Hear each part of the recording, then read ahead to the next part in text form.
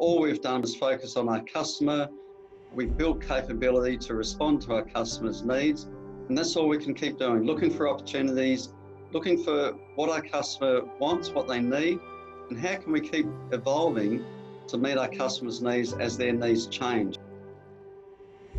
Here we are, episode 7 of the Adapt series, brought to you by our fabulous team here at Nucleus.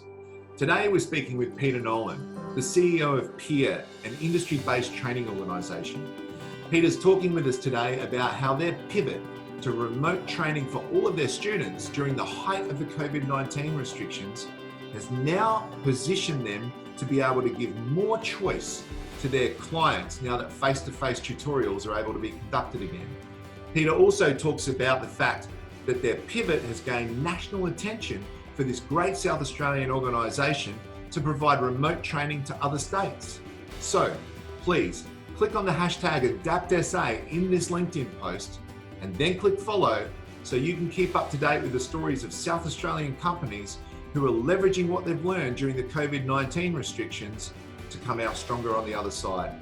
So let's hear what Peter has to say. Hi Peter, it is great to have you here as part of the Adapt series because we are certainly living in interesting times. A few weeks ago, when the government started bringing in the social distancing restrictions, it effectively reduced the ability for training organisations such as Peer to deliver face-to-face training. Now that could have effectively shut Peer down, but you were able to pivot within 2 weeks to remote training for most of your students. How were you able to do that so quickly when other education bodies struggled? Brenton, thanks very much for having me here today, and well done on this initiative. Look, it's been an interesting couple of years where Peer has really focused on our customers and ensured that we developed the capability needed to meet our customers' needs. So when it came to pivoting, we were able to do that within 2 weeks because we had the capability to move training to remote training. We did that successfully in 1 week. We moved 250 vet and school students onto remote training. And within 2 weeks, we had 400 apprentices over to a very effective, very comprehensive remote training platform. Were you already doing remote training as part of your normal day-to-day? So look, we had it on offer, but the uptake wasn't really there. People prefer face-to-face training, but given the opportunity to change, the need to change, the response required, we've had a really good uptake. And as I said, we were able to do that very quickly with a comprehensive blended learning remote training offering program. Well, that's fantastic. Now, most of your apprentices work in the construction industry, and luckily enough, many construction projects have still been able to keep moving in South Australia. But what is your view on what COVID is going to mean for the construction industry moving forward? And what do we need to do as a state, in your opinion, to be able to ensure that pipeline of construction projects continues for South Australia? Brenton, I've seen some very positive signs from the government with announcements on shovel-ready projects, getting work out there right now. State and federal governments, I think, are going down the right path, looking at infrastructure and construction as a stimulus needed to get the economy back into shape. We've seen a drop-off of about 20% in the first 6 weeks, but that seems to have steadied out a bit now. In the mid to long term, we need that stimulus, and I think the government's doing the right thing. I think South Australians are, supporting each other. As a country, Australia's doing a fantastic job. So look, I'm positive that there will be some really good opportunities for the construction industry to get back to some level of normality sooner rather than later. Yeah, that's great news. So in step 1 of the government's move to ease the social distancing restrictions, they've allowed, again, face-to-face tutorials for education bodies. So what does that mean for Peer? Are you going to go back to training the way you were doing it post or pre-COVID rather?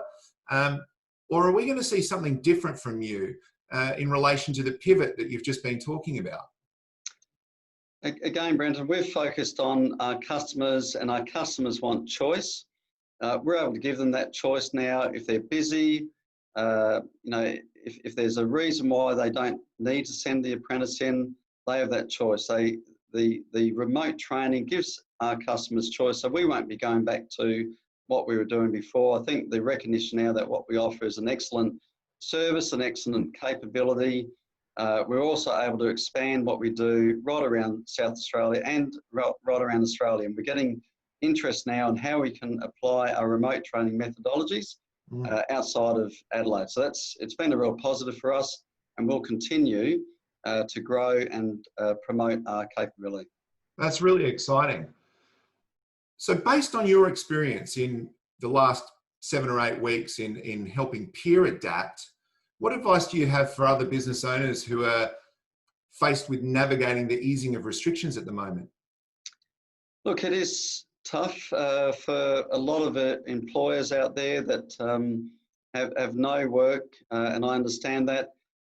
All we've done, Brenton, is focus on our customer. We've built capability to respond to our customers' needs, and that's all we can keep doing, looking for opportunities, looking for what our customer wants, what they need, and how can we keep evolving to meet our customers' needs as their needs change. And by really focusing on that over the last couple of years, that's put us in good stead now. But we're not going to take our foot off the pedal. We're going to keep on focusing on doing that. That would be my recommendation to others, to really understand and focus on what your customer needs are. Yeah, that's fantastic. And if you're listening here today and you're from the construction industry and you need an apprentice, reach out to Peer, because their training quality is exceptional. And they've got apprentices that they're training right now who could be available to you. Also, if you've got staff and apprentices that are already working for you and you're looking for training options, reach out to Peer, because they have several levels of training options available, obviously remotely, as we've just discussed, but also now, because of the easing of restrictions, face-to-face.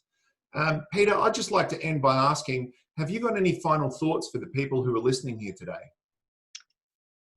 Look, as we keep hearing, we're all in this together. I think, South Australians, let's bandy together. Let's make sure we're supporting each other, do all the right things to help each other out over the next period. And, I'm optimistic that we can get through this and have a positive outcome going forward. So let's all look after each other and help each other where we can. Peter, I could not agree more. We are all in this together, and we are a great state, and we've got a lot going for us. So let's move forward together and help each other. Peter, thank you so much for joining us today, and I'm looking forward to having a face-to-face meeting with you now that the restrictions are starting to ease. Have a great week, Pete. Thanks, Brenton. You too. No worries. Bye for now. Bye-bye.